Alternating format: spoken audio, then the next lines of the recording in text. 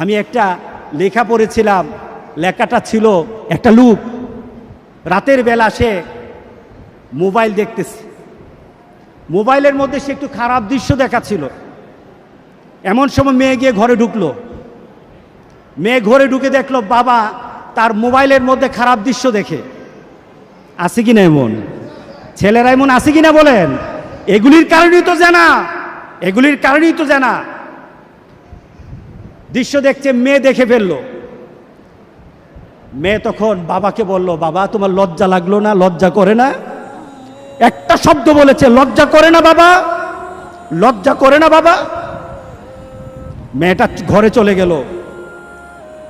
সেই বাবা যন্ত্রণায় ভুগতে আরম্ভ করলো, আরে আমার মেয়ে দেখে ফেললো, আমার মেয়ে কি কথাটা বলেছে, লজ্জা করে না বাবা। মেয়েটা সহ্য করতে পারলো না। সে লোকটা অফিসে চলে গেল, অফিস করতেছে, কিন্তু আর ভালো লাগে না। মেয়েটা কি বলেছে, লজ্জা লাগে না বাবা। কিন্তু মেয়েটার যন্ত্রণায় সে হার্ট ফিল করলো, বাবার এই অবস্থা দেখে হার্ট ফিল করলো। মেয়েটা এরপরে মারা গেল।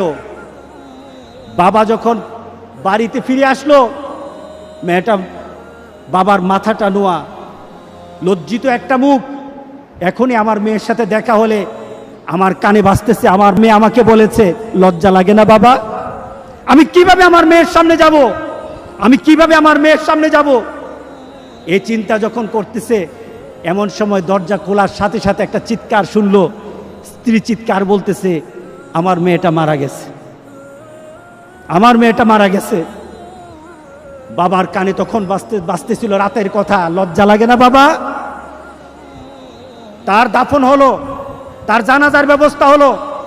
দাফন করার সময় মেয়েটাকে যখন কবরের মধ্যে দাফন করে দেয়, কবরের মধ্যে রাখা অবস্থায় বাবা একটা চিৎকার করার কথা ছিল। মেয়েটা তো চলে যায়, বাবা চিৎকার করার কথা ছিল, বাবা চিৎকার করে নাই, বাবা হেসে দিয়েছে। বাবা হেসে দিল। তাকে জিজ্ঞাসা করলো, তুমি হাসছো কেন?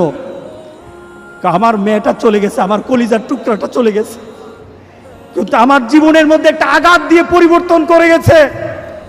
যেই নীতিতে আমি আমার চরিত্রকে নষ্ট করছি, আমার ঈমানকে নষ্ট করে দিতেছি, আমার মেয়েটা হারিয়ে ফেলেছি, কিন্তু আমি আমার আখিরাতকে বুঝে ফেলেছি, আমি আমার আখিরাতকে বুঝে ফেলেছি।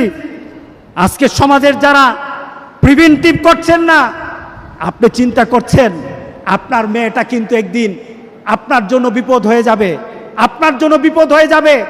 এই মেয়েটা যদি চরিত্রবান হয়, তাহলে আপনার জন্য এটা কাল হাসুরের দিন আপনার জন্য অনেক কিছু পাওয়া হবে।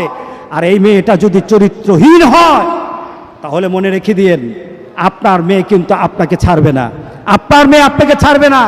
সুতরাং আমরা যদি হতে চাই ভালো একটা বাবা হবো, রাজি আছে সবাই? এই দুশ্চরিত্র স্বভাব যার মধ্যে আছে, যেই বাবার মধ্যে দুশ্চরিত্র স্বভাব আছে, এই কারণেই মেয়েগুলি খারাপ হয়, ছেলেগুলি খারাপ হয়। বাবা নামাজ নাই, মেয়ের নামাজ নাই, মার নামাজ নাই, মেয়ের নামাজ নাই, ছেলের নামাজ নাই। সুতরাং আমরা চলুন একটা সুন্দর একটা সমাজ চিন্তা করি, যেই সমাজের মধ্যে খারাপই থাকবে না, প্রতিরোধ গড়ে তুলবো ইনশাআল্লাহ। রাজি আছি সবাই?